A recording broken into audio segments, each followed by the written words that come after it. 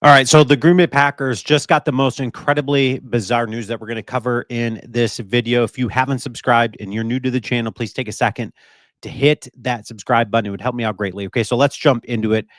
Obviously, we know that Brian Gutekunst, day one of the draft, completely shocked everybody, taking a wide receiver to complement the skill set of Jordan Love. I absolutely love the pick. Jonathan Golden is one of those guys that's going to be an absolute stud in this league. And what better place to do that than in Green Bay? I loved the pick by Gutekunst, shocking everybody out there.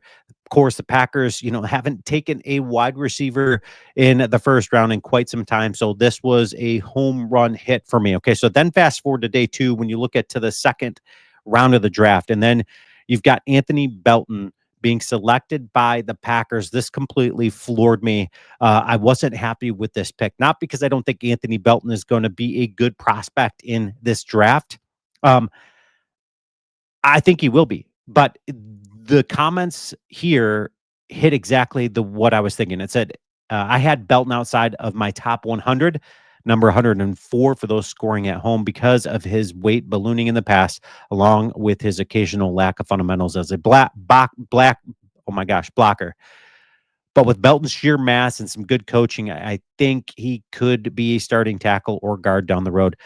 So this is a project piece for the Packers. We know that Rasheed Walker is one of those guys that his future is very uncertain in Green Bay. There's already been the talks that Jordan Morgan, who we selected in the first round of last year's draft, who we haven't been able to see his skill set yet, they're going to be working him out a ton at left tackle.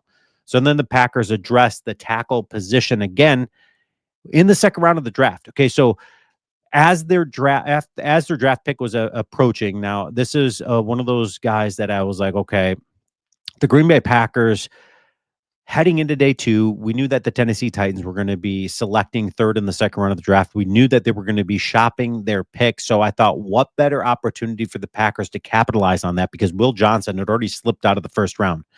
And what better way to go and address the cornerback solution that needs to be addressed in Green Bay, because Jaire Alexander's future is completely uncertain. We're going to talk about that here in a second. Then to go and get a lockdown corner like Will Johnson. Let's not forget the fact that Will Johnson in college locked down Marvin Harrison Jr., who he's now teammates with, and iron sharpens iron. So what better spot for Will Johnson to go than to the Cardinals?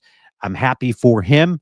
Disappointed that the Packers, hadn't missed opportunity to maybe trade up into the draft. Okay, so who fell below him? Okay, so as the Packers pick was approaching, I'm like, okay, the Packers necessarily don't need an edge because they're not wanting to confuse the room. You got Lucas Van Ness, who you drafted with the 9th pick overall a few years back. Now you need to showcase what this dude is capable of doing. And then you've got other guys like Bretton Cox Jr., you've got Kingsley Enagbari that can get into the room and disrupt. So they're kind of deep at the edge position. But if you weren't certain, we know that Mike Green, who is certainly a prospect to go early, there's some things that I had him, mock drafts where I've seen him going in the top 10 and he slips to the second round, given, all of the off-field stuff. So then you got Mike Green slipping into the second round. The Packers pass up on him. Baltimore capitalizes. Of course they do, because that's what Baltimore does.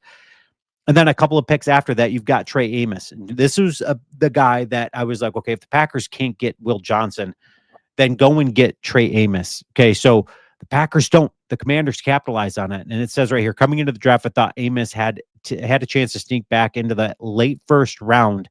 And I didn't imagine him falling all the way to this spot. Dan Quinn's going to capitalize, with his size, playmaking, and tackling outside. This is one of those guys that would have been a perfect fit in Green Bay. I really like Trey Amos a lot, and especially when we don't know what Jaire's future holds. Okay, so then you've got this report coming out, and this is the most bizarre freaking news out there. The Packers still want to trade Jaire Alexander.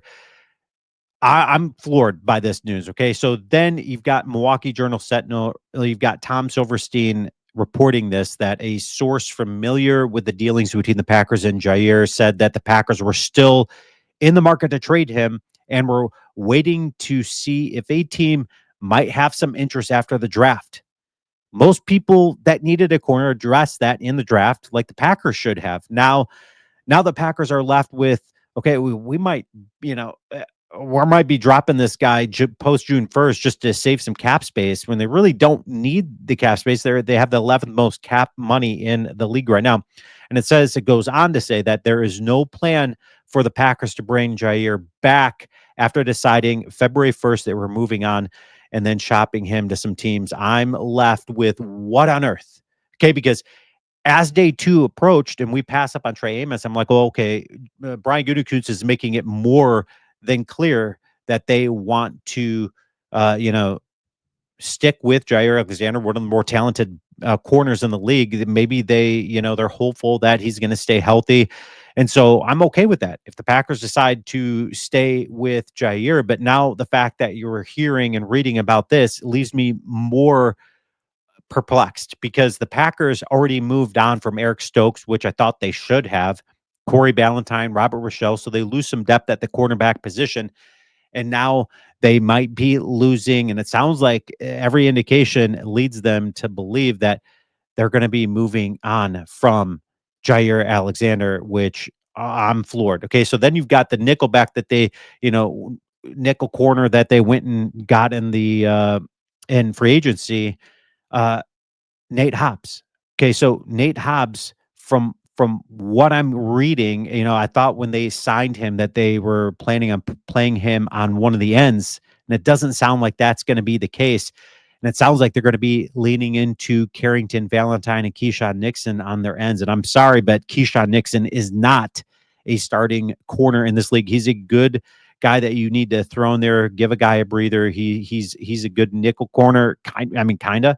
Keyshawn is not a starter in this league. Okay, so I know there's going to be people that think otherwise, but he's just not. Okay, so you look at the depth chart for the Green Bay Packers, and we're going to take a look at that right now. Okay, so as it stands right now, the Packers, Jaire, let's remove him. So then you've got Carrington Valentine, you've got Nate Hobbs and Keyshawn Nixon.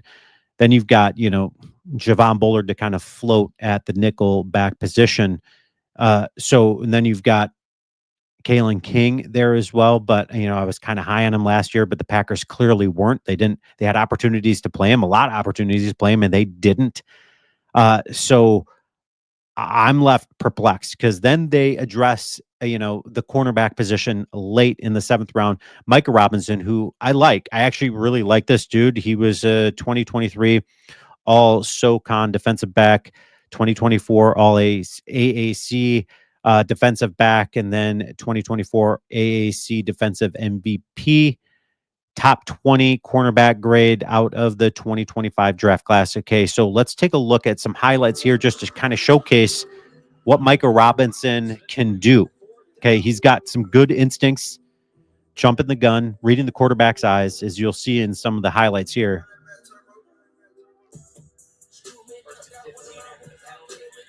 Great read. Pick six.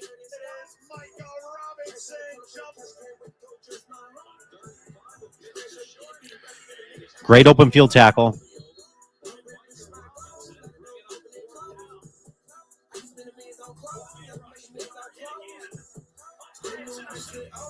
Great read, reading the quarterback's eyes.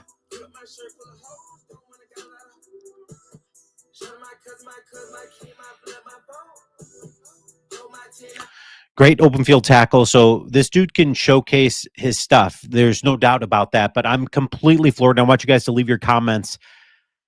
Are you frustrated? I'm completely frustrated after hearing this news that we're going to be leaning heavily into Micah Robinson, a 7th round pick, for the success of Jeff Hafley's defense.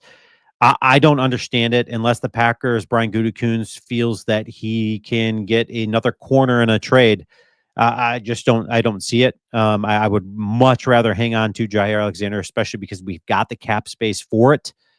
I'm not happy at all. I want you guys to leave your comments. Let me know your thoughts. And as always, go Pack, go.